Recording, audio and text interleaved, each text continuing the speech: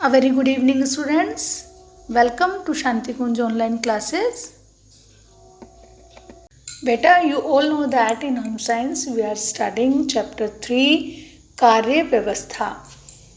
और बच्चों, इस चैप्टर में हमने लास्ट ऑनलाइन क्लास में समय, अर्थ एवं श्रम की बचत में सहायक उपकरणों के बारे में पढ़ा और आज हम पढ़ेंगे परिवार में गृहिणी का स्थान तथा कर्तव्य और गृह कार्य व्यवस्था का महत्व।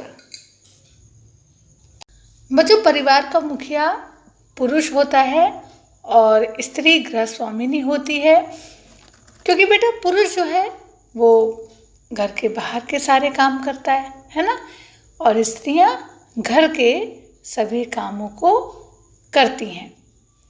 इसलिए स्त्री को गृहिणी की उपाधि दी गई है।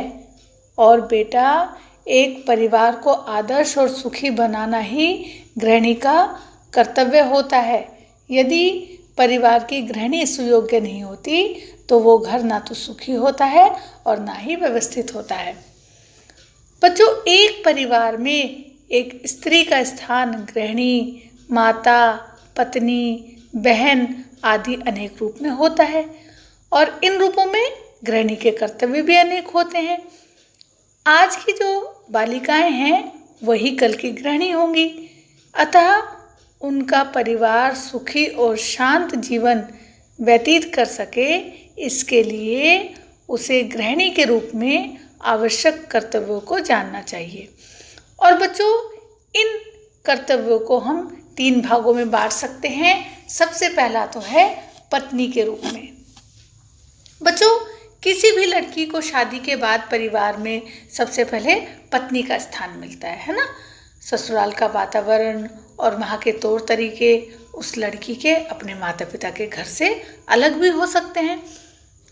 इसलिए यहाँ ये जरूरी हो जाता है कि पत्नी को अपने में कुछ परिवर्तन लाना पड़े, है ना। और बेटा, उस पत्नी को भावनाओं, इच्छाओं और विचारों में सामंजस्य बनाने के लिए अपने पति की इच्छाओं को जानना होगा, है ना। दोनों को एक दूसरे के सहयोग से काम करना चाहिए, क्योंकि पति और पत्नी दोनों ही परिवार रूपी गाड़ी के 2 पहिए होते हैं। और जिस परिवार में किसी भी लड़की की शादी हुई है उसे अपने आप को उसी परिवार की विचारधाराओं के अनुरूप ढालना चाहिए। अतः उसका पत्नी के रूप में जो प्रमुख कर्तव्य है वो यही है कि वो अपने पति का पूरा ध्यान रखते हुए अपने परिवार के हर एक सदस्य की भावनाओं का सम्मान करे। अब एक गृहिणी का माता के रूप में क्या कर्तव्य होता है? बच्चों, हर पत्नी एक दिन माँ बनती है और माँ बनने पर उसके कर्तव्य भी बढ़ जाते हैं। बच्चों को जन्म देना एक अलग बात है, लेकिन उनके विकास और पालन पोषण की जिम्मेदारी संभालना ये बहुत ही अलग है।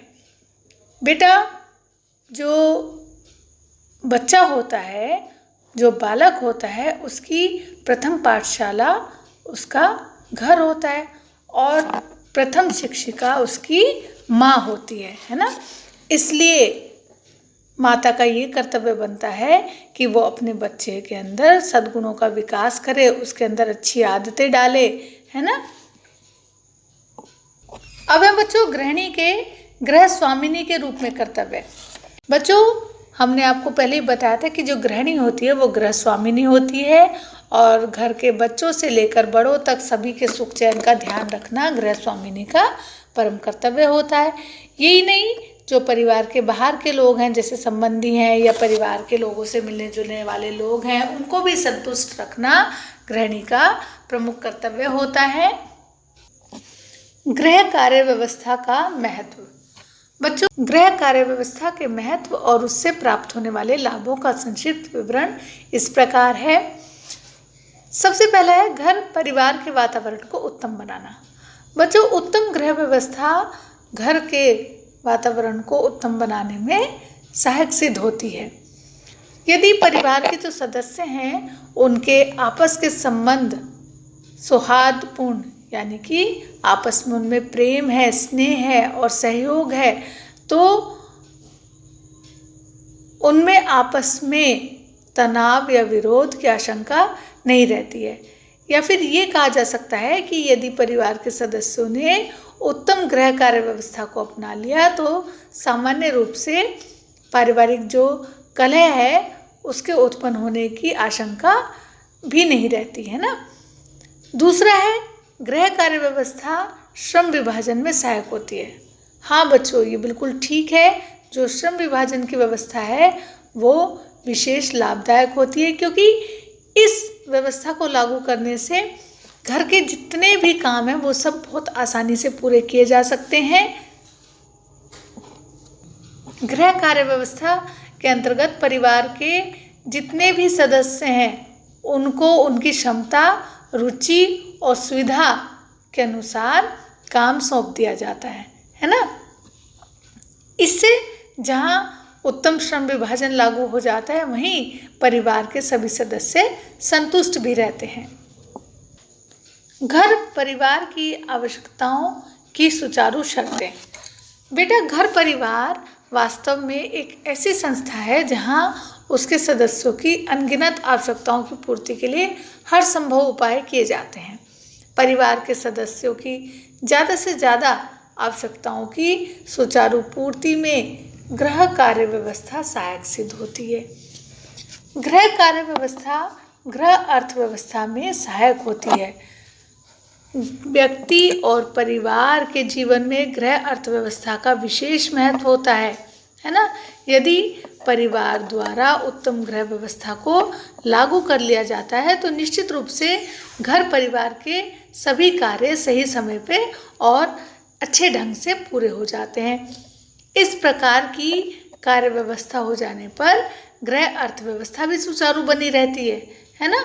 और सामान्य रूप से परिवार के सामने कोई भी आर्थिक परेशानी नहीं आती है। गृह कार्य व्यवस्था परिवार के सदस्यों के उत्तम स्वास्थ्य में सहायक होती है। बेटा, यदि परिवार द्वारा उत्तम गृह कार्य व्यवस्था को लागू कर लिया जाए तो उसका अनुकूल यानी कि अच्छा प्रभाव परिवार के सदस्यों के स्वास्थ्य पर भी पड़ता है ना। और जब परिवार के सदस्यों को उनकी क्षमता और रुचि के अनुसार कार्य सौंपा जाता है तो सदस्यों के ऊपर अतिरिक्त भार भी नहीं पड़ता है ना।